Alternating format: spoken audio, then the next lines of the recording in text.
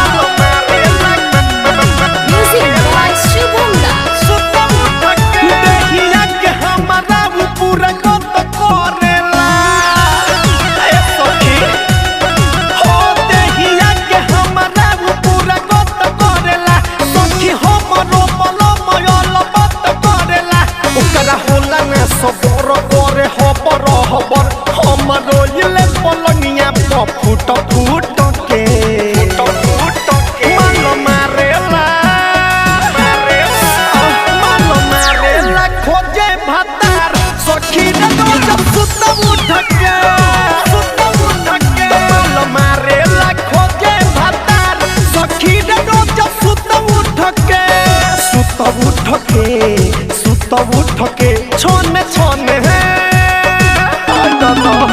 छोने छोने ऊपरे ला प्यार सखी रे रोज सुत उठ के मालो मारे ला खोजे भातार सखी रे रोज सुत उठ के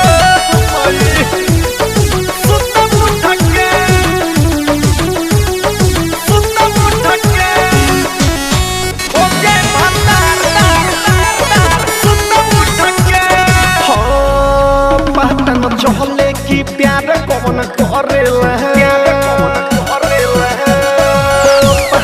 चहले की प्यार कौन करेला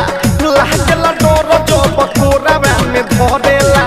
हन के हमारा पलंगिया पर चढ़ेला चलो को देखी हमके खिस बड़े बहरेला तो हमारा दहिया के सारा सखी बैठते न बड़ा बथेला पतली कमर सखी रे हमर टूट के मालो मारे ला खोजे भातार सखी रे रोज सुत उठ के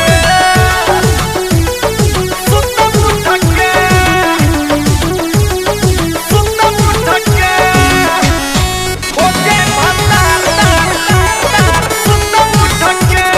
हाँ राइट संदीप पर दीप जी से कहब हो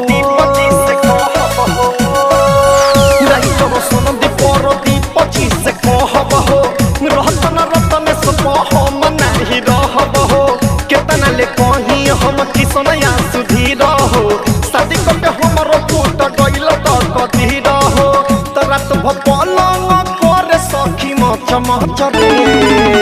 सोरब देवे लाया तर खाली सखी रे सुन मंगर बूढ़ के